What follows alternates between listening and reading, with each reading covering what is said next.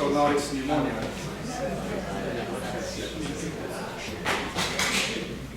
So I'm going to start with the case and want to see, how you want to, manage this patient. And I think, we see pneumonias almost like every shift in the evening, at least 2 or 3 pneumonias. Okay. So let me start with this case. So this is a previously healthy 3-year-old male presenting with fever and cough for 4 days.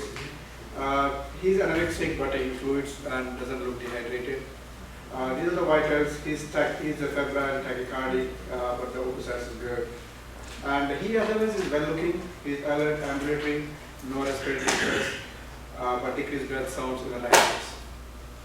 And you got an X-ray, and this is the X-ray. So it looks like something on the right side, right? So what is the most appropriate next step to do with this patient? IV placement for fluids and antibiotics, immediately, IV placement again and getting labs, or oral antibiotics and home, and get additional X-rays, or admission. Wait, how old is he? 4-year-old. It's 3-year-old. So, yeah, he's alert. So, who want to go with E, choice E? What about B? No. What about C? He's well located. He's well located. Yes. Yeah, we're trying. Okay, so it looks like everybody wants to, most of you want to go with C. So if you want to send the patient home, what antibiotics you want to prep? So it's 3-year-old D. Right? Can be. Okay. Yeah. So I think there's a Sally saying it can be B2, right? So B or D, right? So even though we deal with pneumonias every shift, we still have some kind of like confusion as to kind of like whether to send the patient home, whether to get X-rays, or what are the appropriate antibiotics.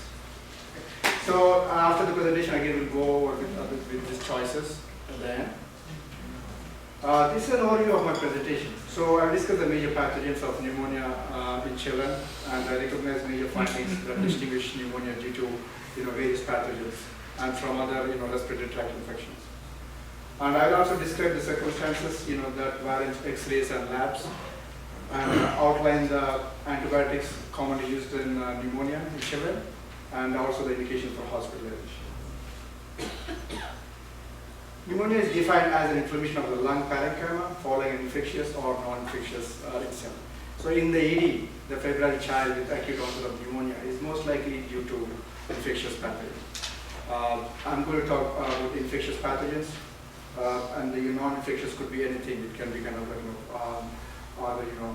inhalation or kind of chemical pneumonitis and a lot of things. But I'm going to talk about infectious pathogens. So the annual incidence of pneumonia in children in the US is about 35 to 40 cases per 1,000 children under 5 years of age. So pneumonia decreases with age. It's most common in younger children than any other age group, and it decreases with age. In adolescents, it comes up to like 7 cases per 1,000 children. In teenagers, like 12 to 17 years of age.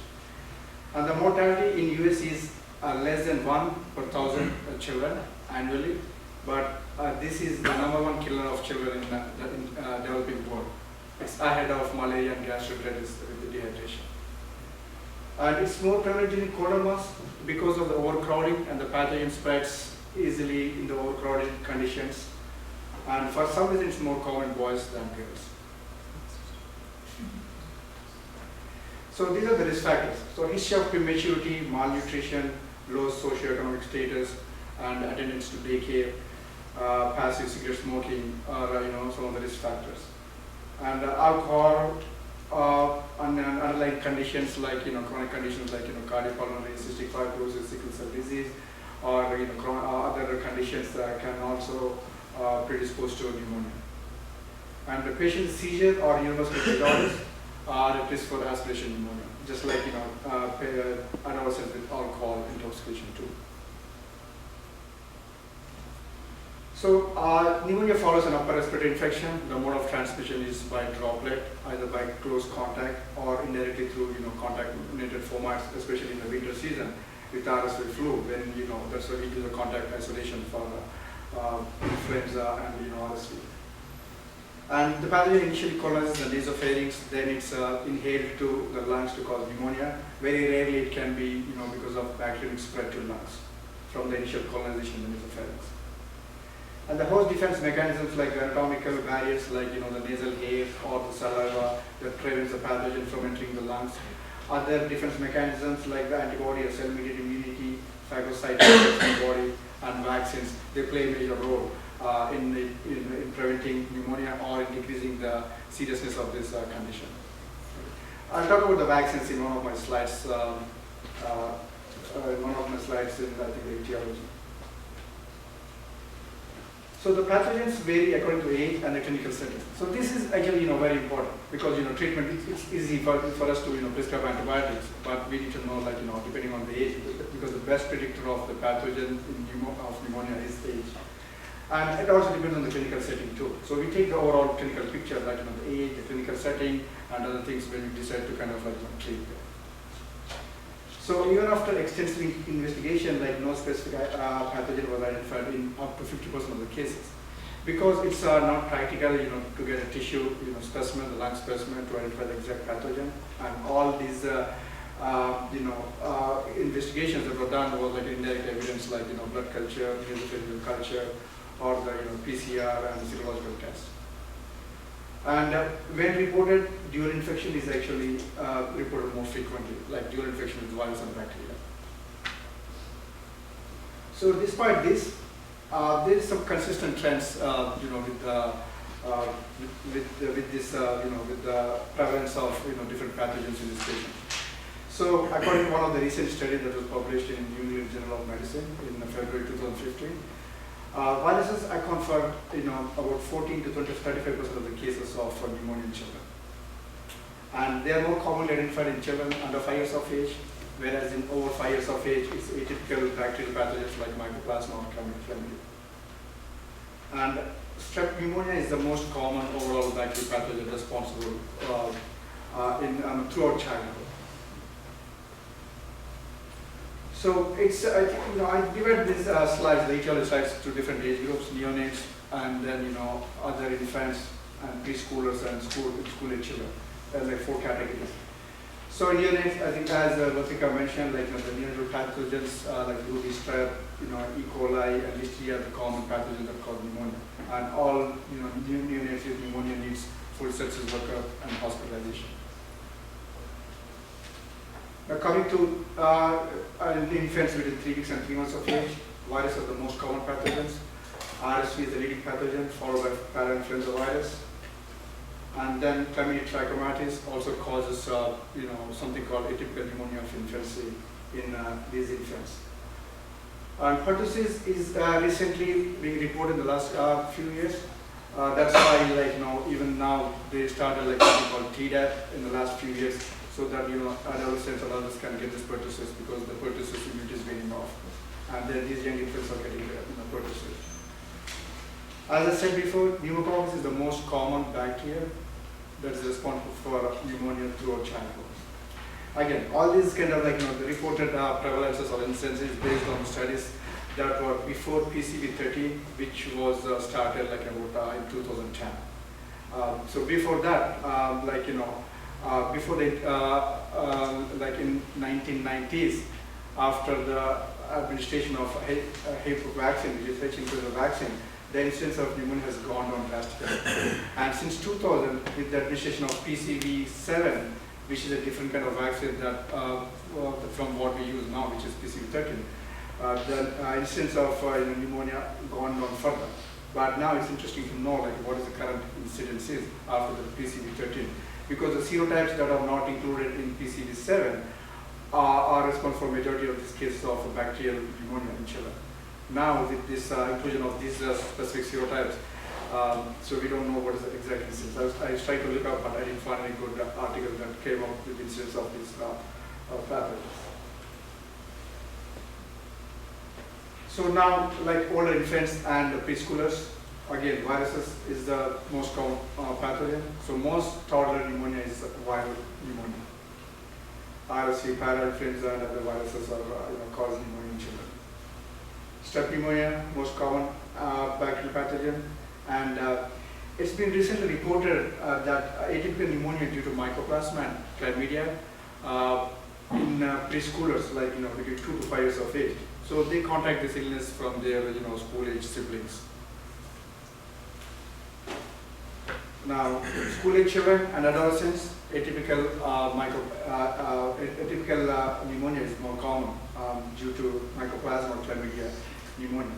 So chlamydia trachomatis causes atypical pneumonia in infants, whereas chlamydia pneumonia causes atypical pneumonia in teenagers.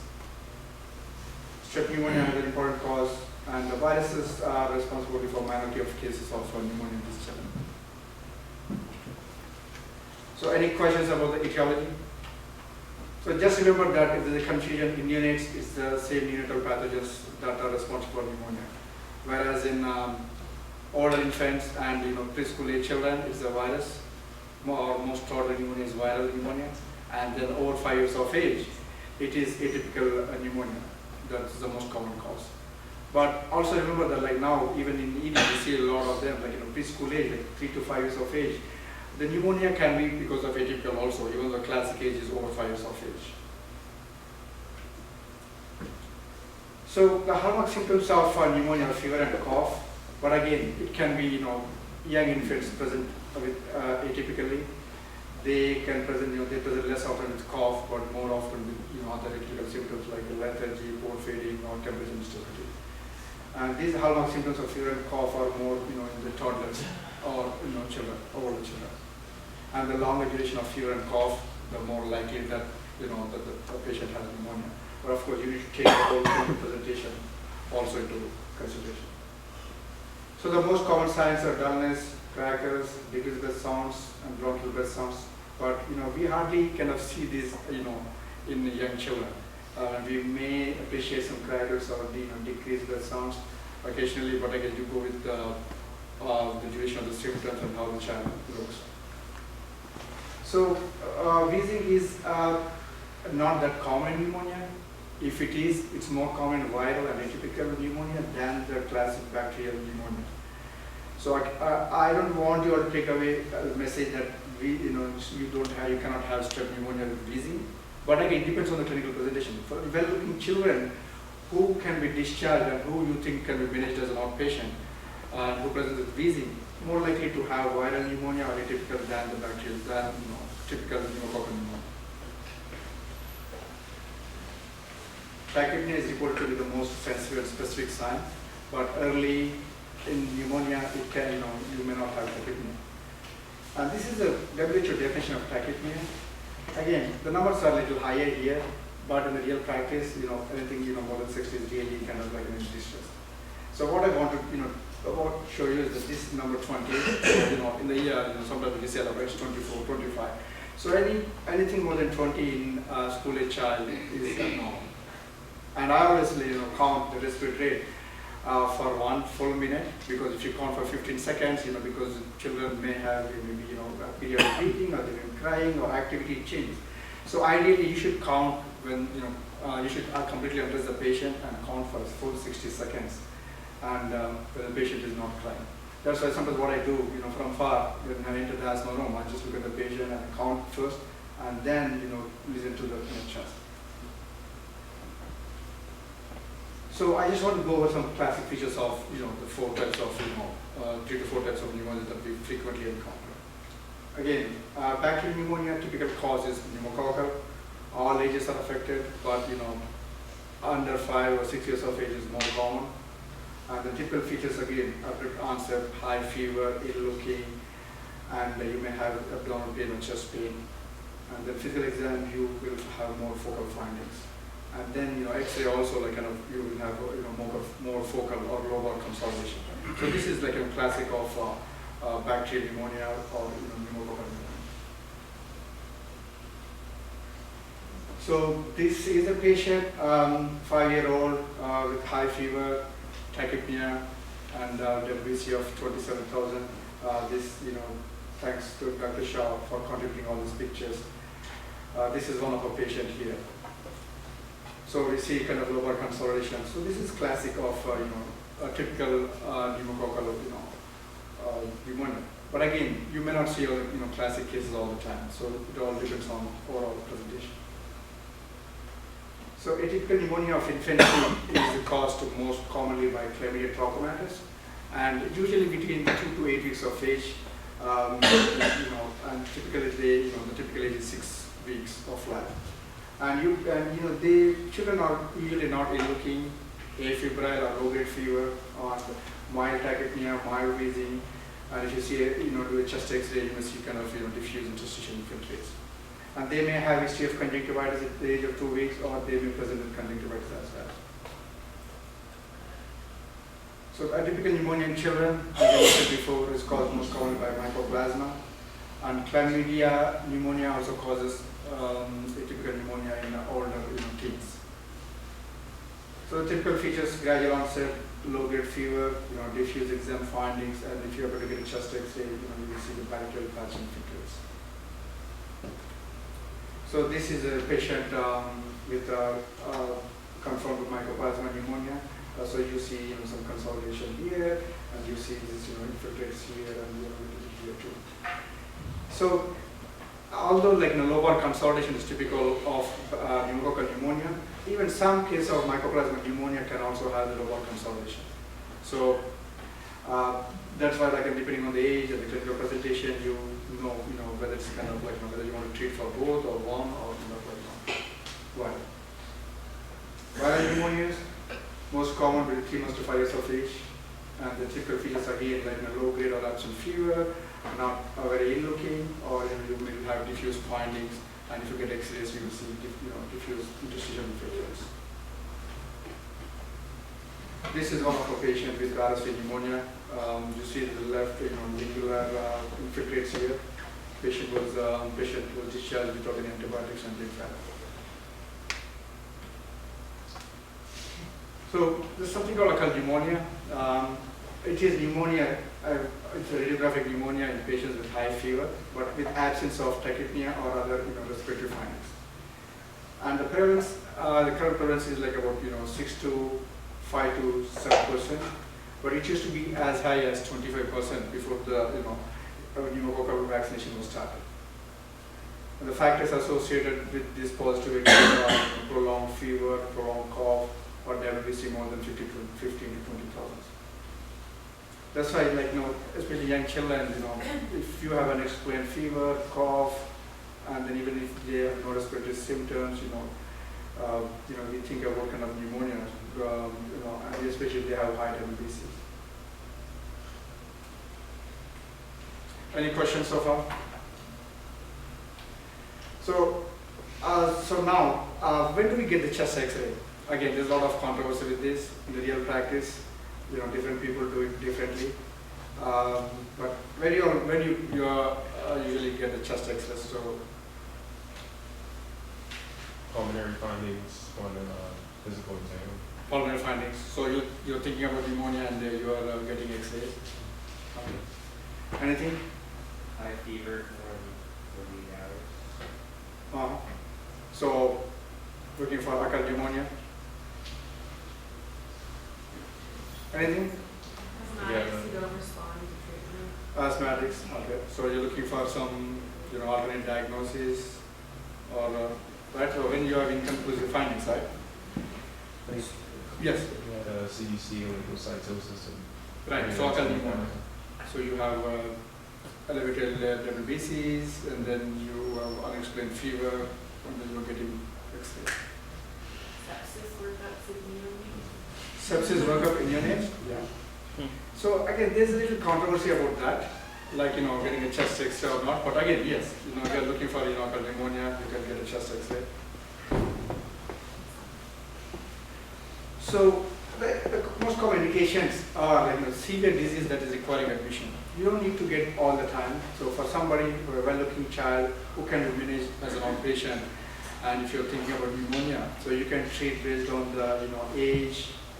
But when you are dealing with somebody who is ill looking and who requires admission, then you kind of like, you obtain chest X-ray. And you also get a chest X-ray if you're looking for complications, like, kind of like ill looking child, if you're looking for any empyema, effusions or anything, you can take an X-ray. Or if you're including, alternate diagnosis, like if it's a foreign body aspiration or, something else that, you're not sure what is going on with this patient. So most of the times, we get X-rays because of this reason, inconclusive clinical findings. It doesn't look like pneumonia, but we don't know what is going on. So just to confirm that, we get these X-rays, just to confirm, inconclusive. But if you're sure about, that the patient has pneumonia and the patient is well looking, so you don't have to get the X-rays. You can treat kind of like, empirically. And, exclusion of occurrent pneumonia, and also like, complex conditions like, chronic lung disease or, cystic fibrosis or, sickle cell disease, then you may get a chest X-ray.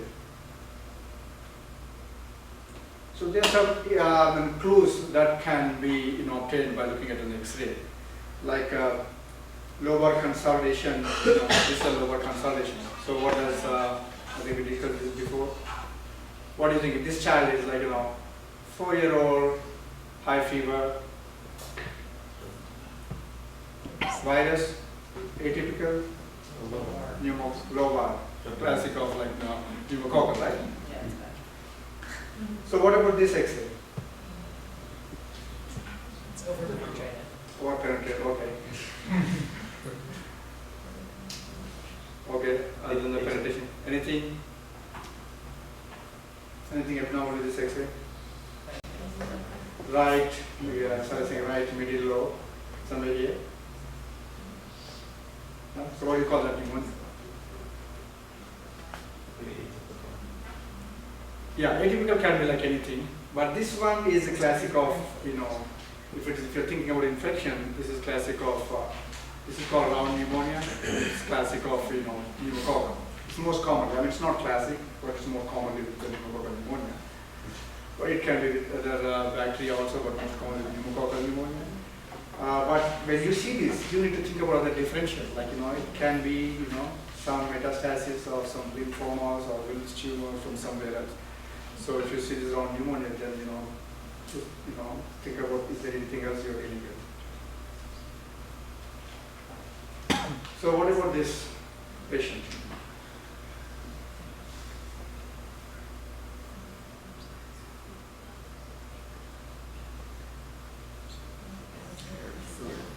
So you see some pneumatocysts here, air fluid level. Hernia? What is that? Could it be like a hernia or die with that? Necrotizing. Hernia? That No, not hernia. And you're thinking out. Yes, someone mentioned here as necrotizing, so it's not exactly the necrotizing, but you could see like pneumatocysts with kind of air fluid levels. This is, classic of, staphylococcal pneumonia. This patient actually, with this presentation, when the patient came in, was admitted, treated, and subsequently was diagnosed as cystic fibrosis. So the blood culture is due staph. So again, in children with cystic fibrosis, staph is the most common, especially earlier in the course of presentation. Later on, they can have, other, multi-drug resistant pathogens like pseudomonas or other things. What about this patient? So this is a child who recently immigrated from Bangladesh, came for a cough.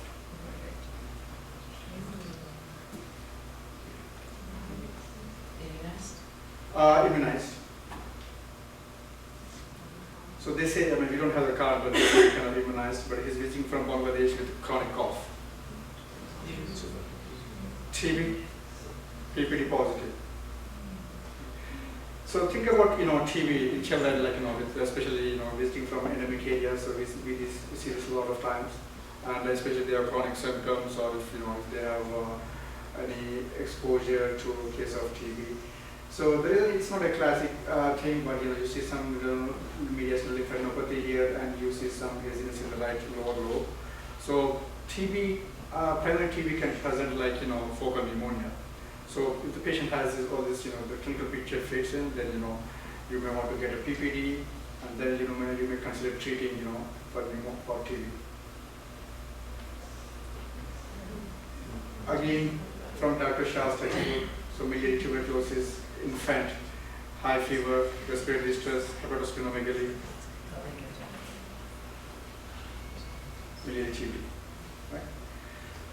So now, although the X-rays can help with the pathogen sometimes, but there are certain caveats. So there are not studies have shown that there are poor indicators of etiology most of the times, because not all the time they can present with the classic X-rays. Okay. And they can also lag behind clinical findings. So if you clinically think the patient has pneumonia, so you can as well treat instead of waiting for the X-ray to be positive. And they lag behind in patients with dehydration. It may be falsely negative, but once you hydrate, they may have, you may see that, haziness in the X-rays. And again, there's a lot of variation in interpretation among clinicians. I may say it's pneumonia, somebody else may call it as normal, okay, and radiologist may call it, something else. Okay. So again, the whole point is you can diagnose pneumonia clinically too. So this is a patient with sickle cell disease, came with fever and tachypnea, hypoxia. Anything next it?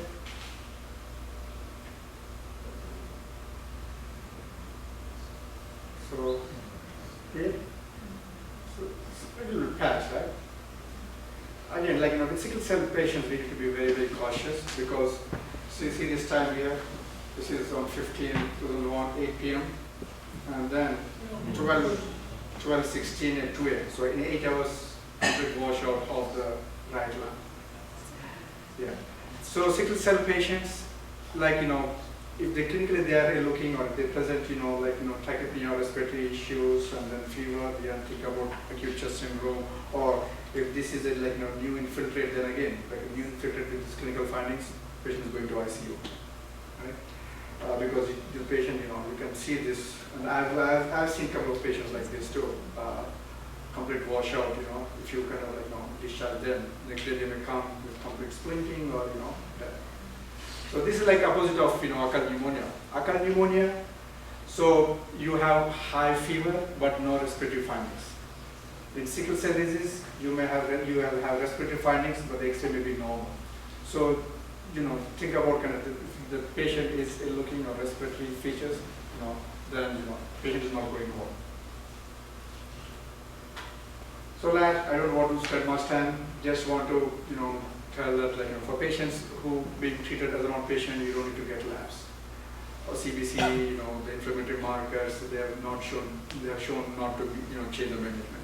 So you can just treat clinically. Blood cultures in the outpatient setting is of low yield. Studies have shown that they are positive in less than 3% of the cases, and it's being under management, so that's why you don't need to obtain blood cultures as well for patients who are going home. But in the inpatient settings, the blood cultures can be positive depending on the studies. The range is between 10 to 20% of the times. Or if the patient has empyema or other kind of complications, it goes up too. So it is worth getting blood culture in patients who are getting admitted or with severe pneumonia or with complications, but not all the time. So other labs, PPD in children with risk factors, chronic illness, or from endemic areas.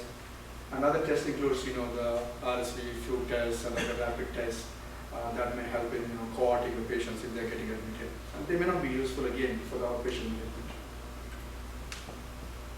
Any questions so far? So 10 or 12 more slides. Okay. So the treatment, my treatment is based on this kind of IDSA guidelines, that came up in 2011. Okay. What are the indicators for admission when you admit the patient?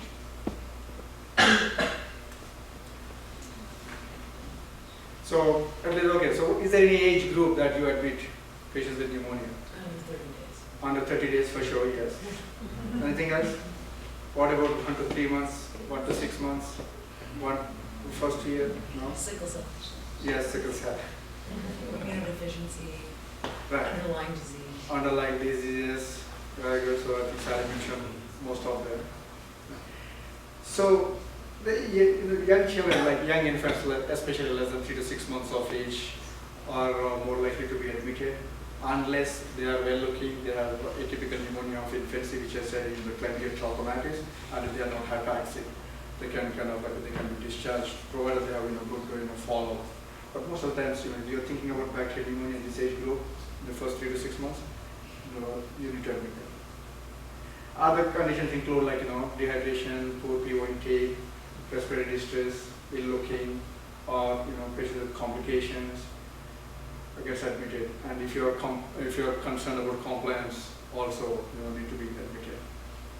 And if obviously for those who failed outpatient therapy, and Sally mentioned unlike chronic conditions like cardiac issues or other problems, gets admitted. So outpatient treatment, as I said, under 3 months gets admitted, and from 3 months to 5 years of age, because most of them are viral pneumonias, you don't need to treat them because clinically they are well looking. If they are well looking that they can go home, that means it's most likely viral pneumonia. But if you happen to encounter somebody with bacterial pneumonia, or if you are considering bacterial pneumonia depending on the presentation, then amoxicillin is the first drug of choice. So the high dose amoxicillin, 80 to 90 per day, 2 divided doses. And if you have allergies, depending on the type of allergy, you can go with macrolides, clindamycin, or if you see your allergy or non-type of allergy, you can go with cephalosporins. And if you are thinking about atypical pneumonia of infancy, or especially in preschool children, atypical pneumonia or due to mycoplasma, you can consider azithromycin. Over 5 years of age, well-looking children most likely has atypical pneumonia. So the drug of choice is macrolides. But if you're thinking about bacterial pneumonia, amoxicillin. And if they are, if you're thinking like flu-like illness, and if they are moderate to severe illness, then you can start with antiviral medications too. If they are within the duration of 48 hours or so. And more than 5 years of age, if you can't exclude atypical pneumonia, if you're not sure atypical versus typical bacterial pneumonia, you can add you can do a combination therapy, or if it is a teenager cycle, you can give fluoroquinolones. And patients with aspiration pneumonia, cover that. Coming to inpatient treatment. So under 3 months of age, most of the times they get admitted, and you can give ceftriaxone or ampicillin or penicillin G. So you give ampicillin, if they are well looking, immunized, and places like Conkin's County, we are still okay with ampicillin. But again, if you're not sure, you can use ceftriaxone on 3 months of age. And if you're thinking about atypical pneumonia of infancy, azithromycin. All infants and children who needs to be admitted, the drug of choice is ampicillin or penicillin G. So it's not ceftriaxone, because ceftriaxone is on in places where you deal with unimmunized children, or if there's local resistance in the community, significant resistance to these invasive strains of pneumococcal, then you go with ceftriaxone or cefotaxime. So here also, I think in Downset also, in the past we used to do ceftriaxone, but now we changed the practice to kind of ampicillin. And if they are looking, or if you fail to about therapy, or if you're thinking about MRSA, then you can add rank or clindamycin. Concerns for atypical pneumonia, add macrolides or doxycycline over 7 years of age. And older teens, you can give levofloxacin. And again, aspiration pneumonia, you can give ampicillin or some clindamycin. So the duration is, most of the time it's between 7 to 10 days. So if they're well looking, you are okay with 7 days therapy too. Or if not, you can give 10 days. And if you are giving, azithromycin for atypical pneumonia, it's a 5-day therapy. Except when you are dealing with infants with atypical, pneumonia of infancy, you can give for 3 days, which is like a little high dose, 20 per kilo per day. for 3 days. Now, so there's a concern like about erythromycin and erythromycin also for pyrrhostenosis. But it's been reported under 6 weeks of age, more so in infants like in units under 14 days. So over 6 weeks you are safe. So you can give this thing. But again, if you are still dealing with chlamydia, then you have no choice than giving it macrolides. So don't forget the supportive therapy, antibiotics, nasal suctioning, hydration, and most importantly, avoid cough medications. Yes. So are you, sort of back to the antibiotic choices, are you ever sending someone home with high dose of ox and azithro?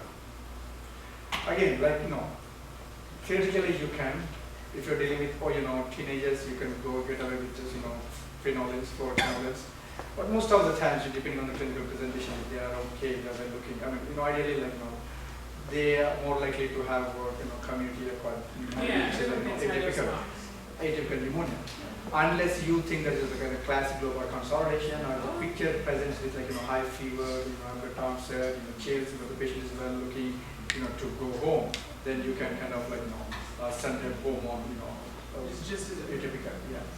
Yes, Dr. Chow. I guess once in a while I will do that because it was because you're just kind of I don't know, I don't think they really have to stay, but I think they're older, there's something, if it's just not their cut, I think it's perfectly fine. Yeah. So yeah, again, we are so used to prescribing amoxicillin and macrolides, right? But again, if the clinical picture doesn't suit this kind of pneumococcal pneumonia, then you can go with macrolides. Again, everybody needs a close follow because about 40 or 50% of strep pneumonia is resistant to kind of macrolides. So depending on if you have a good follow up and they're well looking, then send them for macrolides. Unless you have the lower pneumonia and everything, so we can send them home azithromycin. So FDA banned cough medications, and I'm glad that everybody, all even the first years I saw them saying that okay, no cough medication, no cough medication. Right? So we just need to kind of reiterate that when we deal with parents. So for various reasons, for flow of side effects, so no cough medications. Except very rarely, like in the last 8 years, I've sent 2 of them because they have been coughing so much that only I can hear that. That's kind of sometimes. Again, it's a case to buy case, but generally it's non-incurable. So follow-up care, generally, patients treated appropriately should respond within 2 to 3 days. So that's why they need to be followed up in 2 to 3 days. But if they don't respond or if the condition gets worse, then think about alternate pathology or think about complications.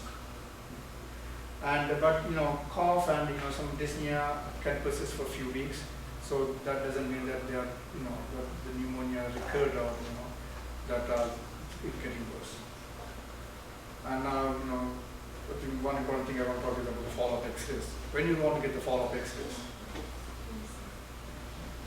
No? Never? Follow-up X-rays. So we don't need follow-up X-rays at all. They have bad, they have abscess. Right. So bad complications. Right. So you want to make sure that they're getting better. Right. Anything else? Worsening. Yes. Okay. So you treated the patient. I mean, you send them home, but not getting better, but worsen.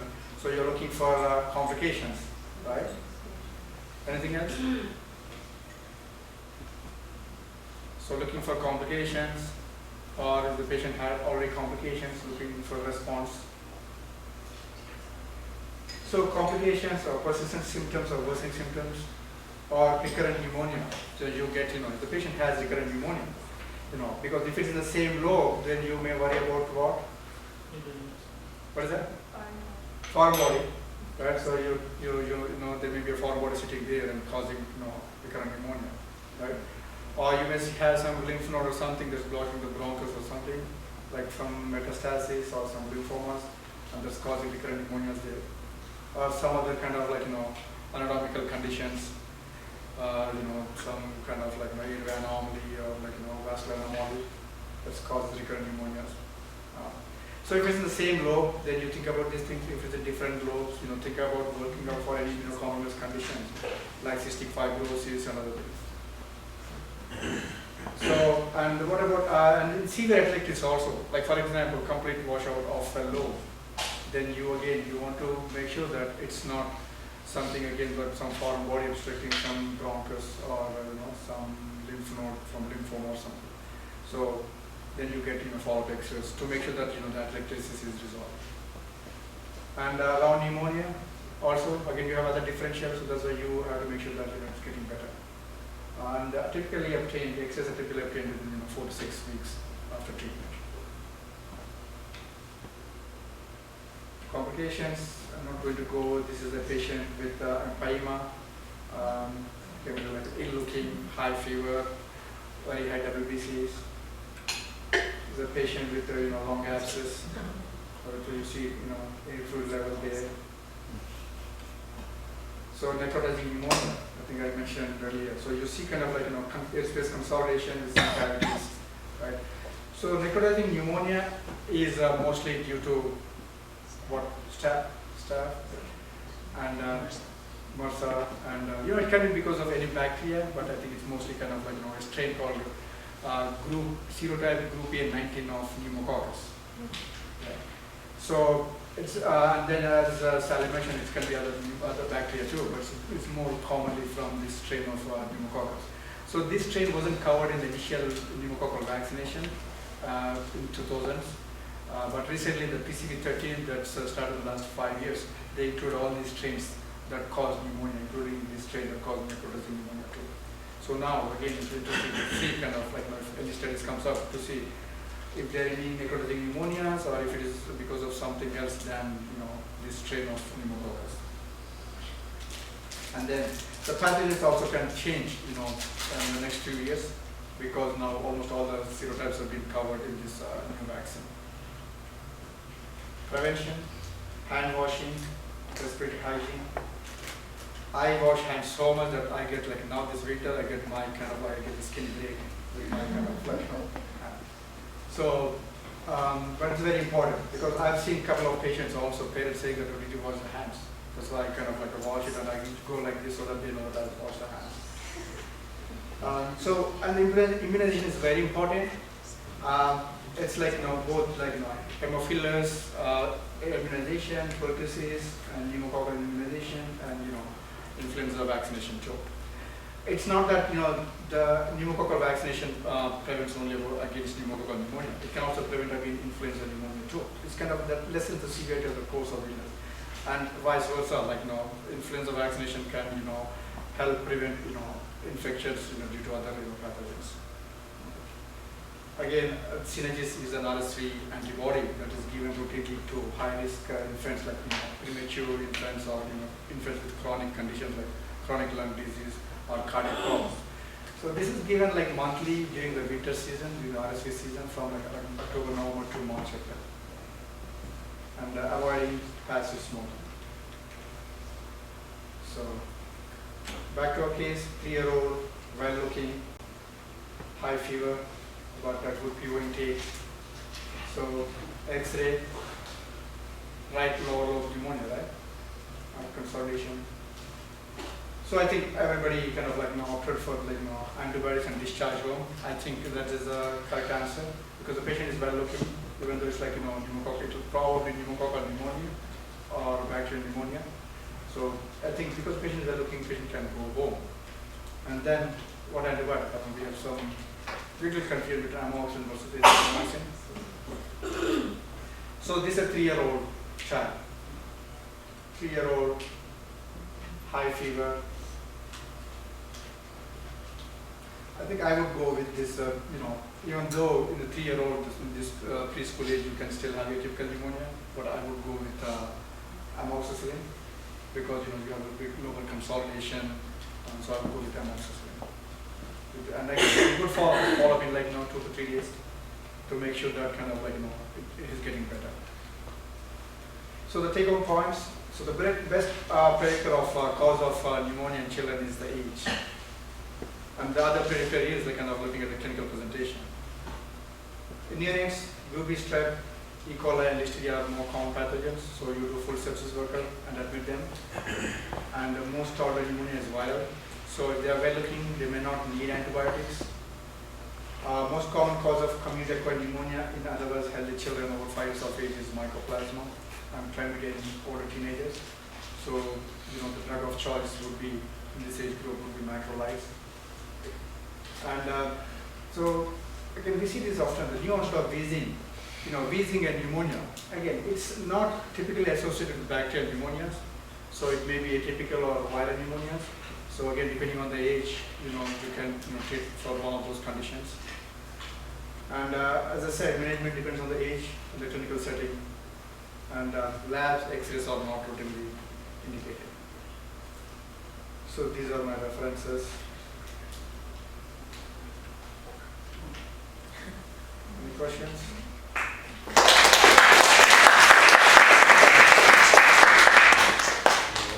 All right, everyone, take 5, and we'll start with